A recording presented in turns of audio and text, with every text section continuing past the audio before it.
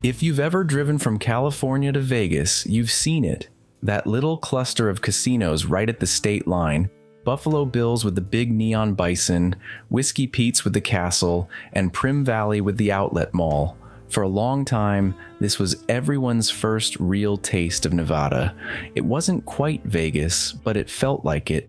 You'd stop for gas, maybe play a few slots, or grab food before hitting the Strip. For a lot of people driving from LA, it was tradition. But things have changed, and not in a good way. Buffalo Bill's shut down regular operations after more than 30 years. It only opens for special events or concerts now. Whiskey Pete's closed last year, and that leaves just one, Primm Valley Resort, still open full-time. If you pull off the highway today, it's hard not to notice how empty everything feels. Back in the 1990s, Primm was actually a destination. You didn't just pass through, people came here on purpose. The big draw was the Desperado roller coaster at Buffalo Bill's. When it opened, it was one of the tallest and fastest in the world. It even ran through the casino building, which looked insane at the time. It pulled up to 4 Gs on the drop and hit almost 90 miles an hour. For years, it was listed in the Guinness Book of World Records. Families would come out just to ride it, and when they were done, they'd hit the outlet mall or one of the restaurants inside. Primm felt like a small version of Vegas, and for kids who couldn't gamble yet, it was the next best thing. The whole place had character. Buffalo Bill's had an Old West theme with wagon wheels, wooden beams, and even a 6,500-seat concert arena called the Star of the Desert. Whiskey Pete's had that castle design and a weird charm of its own, and Primm Valley Resort connected directly to the fashion outlets of Las Vegas, which was huge back then, full of brands like Coach, Neiman Marcus, and Fendi. On weekends, the parking lots were full. Families driving in from California stopped here to stretch their legs. Concerts packed the arena, and Desperado's cars never stopped running. It wasn't the Strip, but it didn't have to be. Then slowly, things started changing. The outlets lost stores, the coaster shut down for maintenance, and never really came back.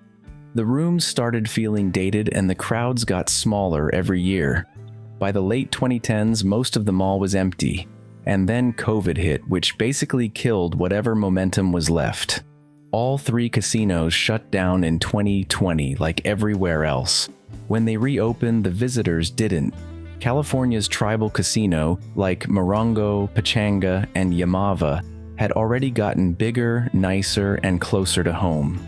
People no longer needed to drive to the Nevada border to gamble or stay in a casino hotel. And for people still going to Vegas, Primm was too close to the finish line to stop. Once you've driven 4 hours from LA, another 35 minutes doesn't feel like much. Most drivers just keep going straight to the Strip.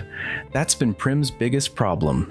Location. It's too close to Vegas to be its own thing, and too far from California to compete with tribal resorts. When travel patterns shifted, it got stuck in the middle. If you visit today, it's kind of surreal. Buffalo Bill's still looks alive from the outside. The lights work, the sign glows, but step closer and it's quiet. The doors are often locked unless there's an event at the arena. Inside, you can still see the Desperado track running above the casino floor, frozen in place. Old slot machines sit unplugged in storage rooms. Some of the restaurants are covered up, chairs stacked, lights dimmed. It's not trashed, it just feels paused. Whiskey Pete's on the other side of the freeway is even more still. It closed in late 2022 and hasn't reopened since. There's no activity around it except security vehicles and the occasional trucker cutting through the parking lot. Primm Valley Resort across the bridge is still running. It's clean, open, and has a few restaurants going. But even there, you can tell things are slower than they used to be. Most of the outlet mall is empty. Only a couple of stores are left. The murals outside still look bright, but inside it's quiet. You can walk entire hallways and not see a single person.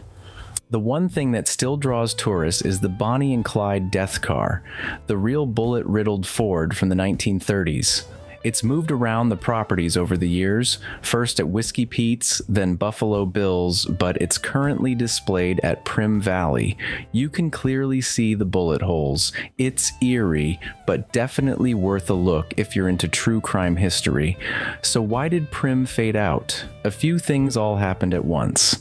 First, location, like I said earlier, works against it. Once you're that close to Vegas, most people don't want to stop. Second, competition. Tribal casinos in California exploded in quality and convenience. They're closer, they have entertainment, nice hotels, and they don't require a border crossing. Third, timing. When COVID shut everything down, Affinity Gaming, the company that owns all three casinos, had to decide which properties were worth reopening, and keeping all three alive just didn't make sense anymore, so they focused on Primm Valley Resort. It's the most modern, easiest to manage, and closest to the outlet mall. That became the new core property. They're calling this plan Primm 2.0, basically a long-term refresh of the town. They're updating signage, reopening some restaurants, and investing in a new $4 million marquee right off the freeway. The idea is to grab drivers' attention before they hit Jean or Vegas. They've also cleaned up parts of the casino floor and reopened the saloon, which now stays fairly active on weekends. But the truth is, there's still a long way to go. You can't fix a 30-year-old destination overnight. There are a few things on the horizon that might help. There's been talk of a new airport, the Southern Nevada Supplemental Airport, planned for the Ivanpah Valley not far from Primm. If that ever gets built, it could completely change this area. Construction isn't expected until the 2030s though, so that's a long wait. In the short term, Affinity Gaming is trying to keep the lights on, literally. Buffalo Bills still hosts concerts at the Star of the Desert Arena, which brings small waves of visitors. When that happens, they reopen parts of the hotel and casino for the weekend. It's not full-time, but it's something, and for now, that's enough to keep it from becoming a full ghost town. Walking around, it's weirdly peaceful. The lights are on, but it's quiet. The roller coaster stands still, the mall's empty, and the parking lots are half full at best.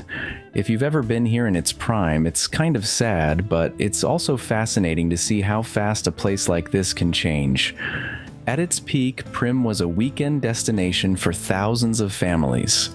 Now it's more of a curiosity, a roadside stop that most people drive right past. But there's still potential here. The bones are solid, the branding is still recognizable, and the history gives it personality.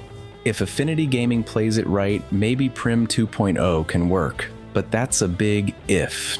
If you ever went to Primm in the 90s or 2000s, you probably remember how alive it felt. The coaster roaring over the hotel, people lining up for the outlets, and that energy that said, "We made it to Nevada."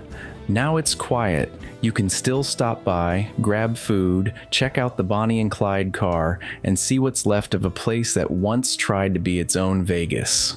Whether it bounces back or fades away for good, only time will tell. For now, it's just part of that long drive to Vegas that most people never look twice at anymore. Thanks for watching. If you've been to Primm recently, let me know what you saw down there in the comments. Make sure to like and subscribe for more stories like this, and I'll see you